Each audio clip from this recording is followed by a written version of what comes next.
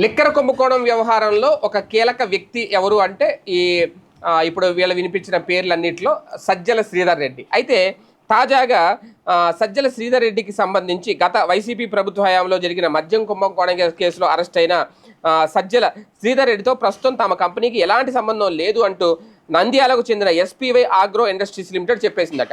శ్రీధర్ రెడ్డి గతంలో SPY agro industries limited డైరెక్టర్గా పనిచేశారు. అయితే 2022 జనవరిలో ఆయన డైరెక్టర్ హోదా ముగిసింది అని చెప్పి ఒక ప్రకటనలో తెలిసింది. నాటి నుంచి ఆయన కంపెనీలో షేర్ హోల్డర్ కాదు అని, సంతకం చేసే పాత్ర లేదు అని వెల్లడించారు.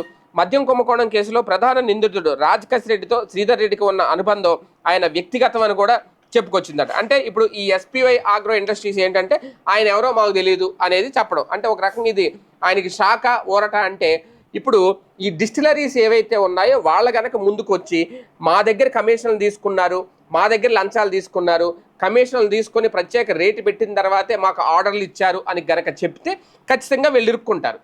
లేదు అలా చెప్పట్లేదు అంటే ఓకే, ఉన్న ఆధారాలతో నెక్స్ట్ ఏం చేస్తారనేది పోలీసులు తెరుస్తారు, చట్టం దర్బాన్ చేసుకెళ్ళిపోతుంది. కాకపోతే ఇప్పుడు సజ్జల శ్రీధర్ రెడ్డి విషయంలో మాత్రం ఎస్పీ ఆగ్రో మాకు సంబంధం లేదు అని తేల్చెప్పేసింది.